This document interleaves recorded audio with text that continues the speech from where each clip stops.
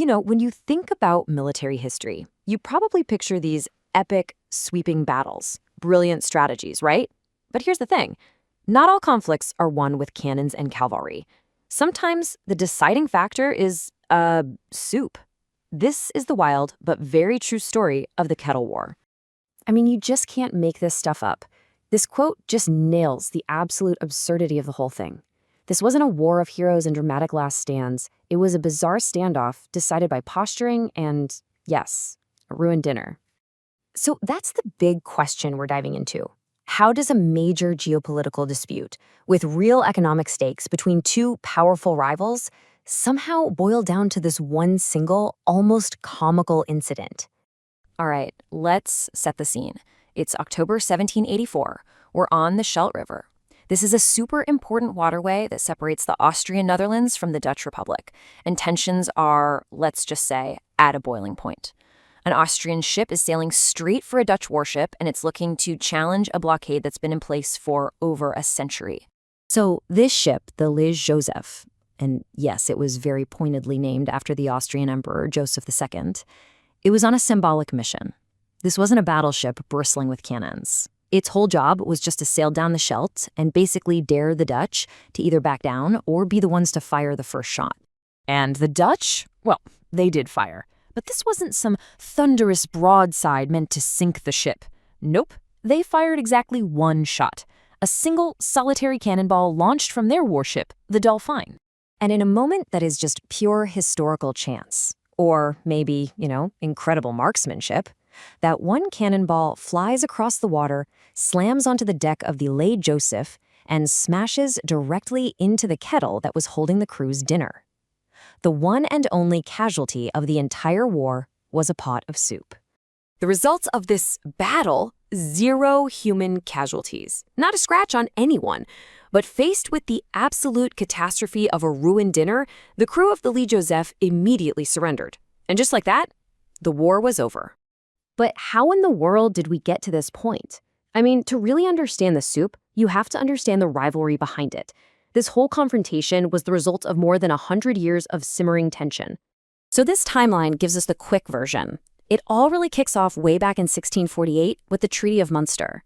That treaty officially closed the Scheldt River to traffic. Now, for the port of Antwerp, which was in what would later become the Austrian Netherlands, this was a devastating economic blow. And for the Dutch ports like Amsterdam, a massive, massive win.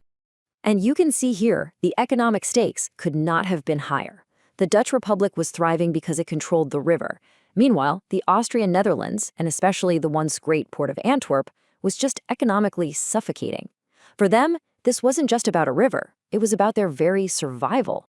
And then, onto the stage walks our main character, Emperor Joseph II. He was what you'd call an enlightened absolutist. Think ambitious, impatient, and totally determined to drag his empire into the modern age. He looked at this closed river as some outdated, ridiculous treaty and a personal insult to his authority. This was not a guy who liked being told what he couldn't do. So Joseph II decides he has had enough. He is not going to let some dusty old piece of paper hold his empire back. He was absolutely ready to force the issue. So, in 1784, he gives the Dutch a direct ultimatum. His demands were simple and non-negotiable. Reopen the Scheldt River, period. He framed it as a matter of national honor, sovereignty, and, of course, economic common sense.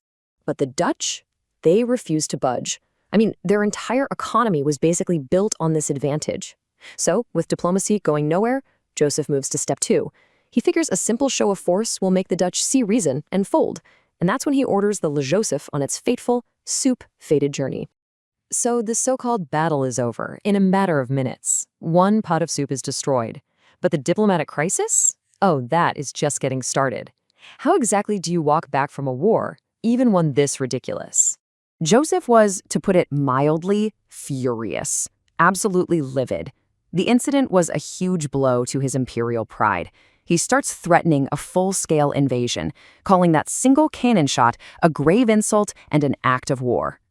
For a second there, it really seemed like a real bloody conflict was about to happen. But then a bigger power steps in. France, which happened to be allied with the Dutch, had zero interest in a major war breaking out right in its backyard. So French diplomats jump in and offer to mediate, probably because they understood that Joseph, for all his angry threats, wasn't actually ready for a long, expensive war. And this brings us to the final deal, the Treaty of Fontainebleau. And it is a masterclass in diplomatic compromise. So the Dutch get the main thing they wanted. The river stays closed. But to save the emperor's pride, they agree to pay him a pretty hefty financial penalty. This lets Joseph go home and claim he won a monetary victory, even though he totally lost on his main goal. So why does this bizarre, nearly bloodless conflict still get talked about today? What's the lasting legacy of a single ruined dinner? Well, for Emperor Joseph II, it was a public relations disaster. His international prestige just plummeted. People were literally making fun of him in courts all across Europe. For a ruler who saw himself as this strong, rational leader, being defeated by a pot of soup was pretty much the ultimate humiliation. But the impact was actually bigger than that. The Kettle War became a classic cautionary tale. It showed everyone that just threatening military action can backfire. Big time.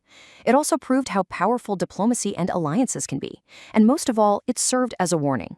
Never underestimate your opponent when their core interests are on the line. And you know, ironically, after all this fuss, the Scheldt River did get opened eventually.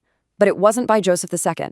Years later, the revolutionary armies of France, under Napoleon, just swept through the region and declared it open, showing just how fast the old rules of European power were about to change. In the end, the Kettle War is this great reminder that history isn't just made in grand battles. It's also made in these strange, unpredictable, and sometimes, downright silly moments.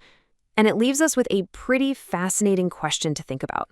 What other small, seemingly insignificant events have completely changed the course of history?